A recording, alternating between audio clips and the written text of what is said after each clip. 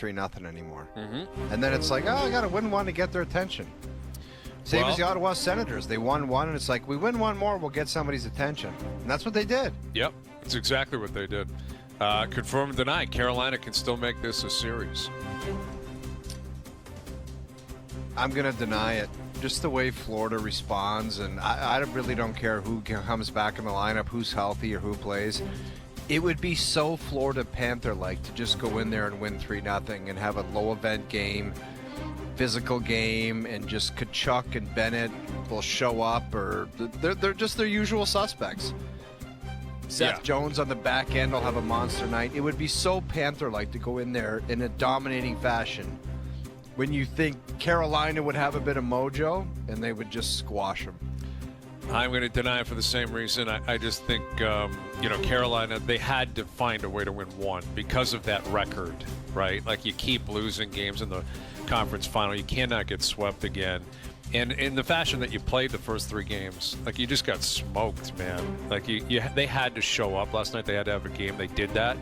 I think that's enough to allow them to breathe.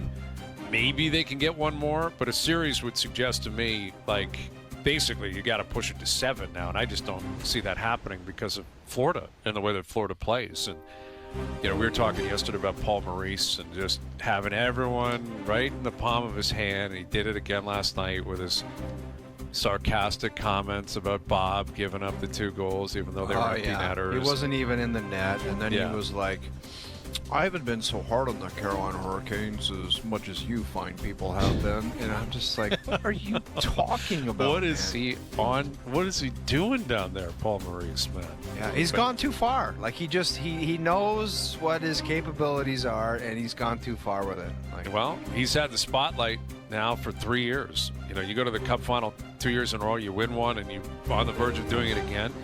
Everything's Paul Maurice all the time. Like, people want to hear from him, and he's going to give him a quote. Well, you can shotgun a beer, or you can go to church.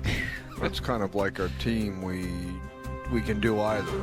Yeah. And I'm like, what the hell are you talking about? That one, man? he was trying to he tried to find it, and he's like, I don't have it, and now I don't know where I'm going. Now I'm asking people if they know how to shotgun a beer. And he pulled out a turd on that one. Yeah. Like, that was a weird one. It was a weird one. But last night, again, credit to Carolina, but I still think Florida, I could see them doing exactly what you just suggested. They go in there game 5, say, nope, not happening tonight, guys. Confirm or deny, both Aaron Ekblad and Sam Bennett will re-sign in Florida. Both of them. I'm going to go 75% on both of them. So what is that, a confirm or a deny? I mean, that's a Fergie, man. That's kind of a Fergie. 75% on both. I just I'm not sure what that means. had a brain fart on that one. Yeah. I can't fully confirm because, okay, I'm going to deny it. I think the Florida says the dream's over as far as keeping everybody. And I actually don't even think it would be that bad of a thing for them to move off of one of the players, because you got to keep freshening things up and doing it differently. Like, I think if you look at Chicago, their team was different when the cups that they won. They had to keep evolving and do it different and get different players, and it might be a good thing. So the 2 of them, I'm going to say no. But the thing is, you look at the situation they've created down there. It's Fort Lauderdale, Florida. It's an incredible team, and you're going to have more chances to win in the next 5 years.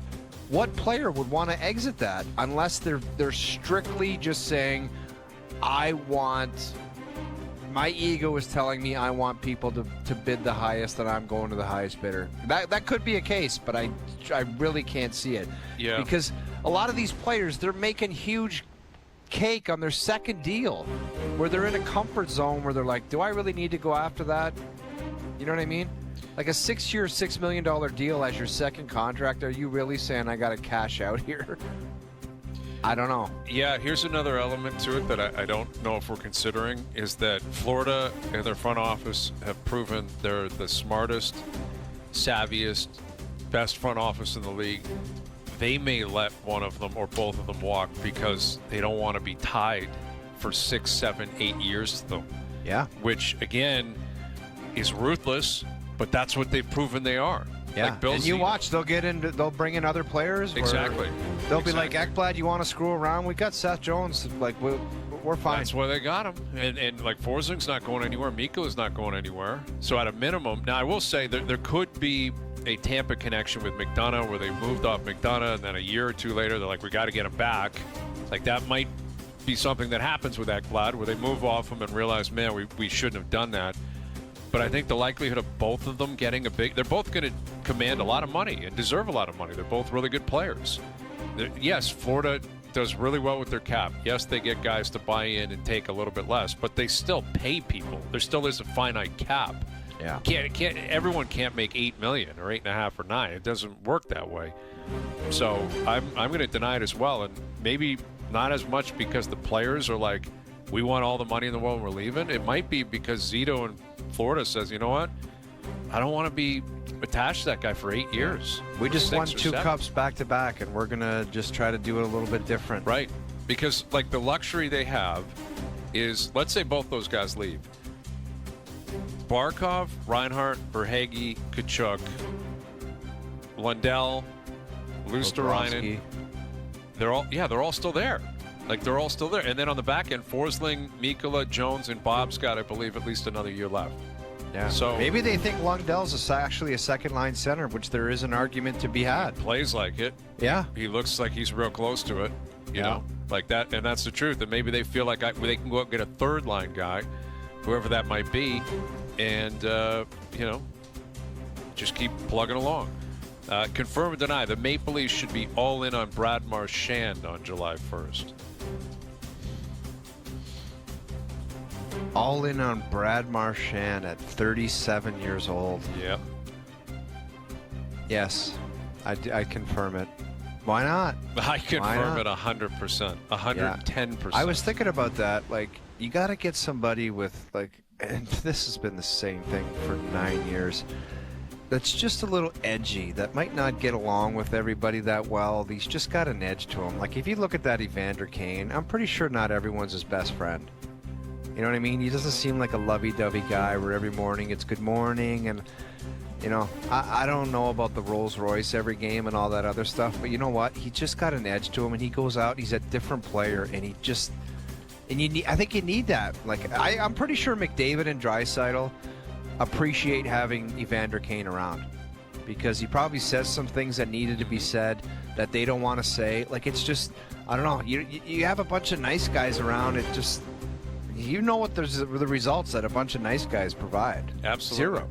No, I'm 100% confirmed, and not only that, I'm doing everything I can to bring him here. I'm strapping an A on his jersey immediately, and I think you need a guy like Marchand who's different, who's got a totally different personality and vibe, and they've decided, the Maple Leafs in the past, to bring in the veteran guy that hasn't won yet, as opposed to the guy who has won for the most part.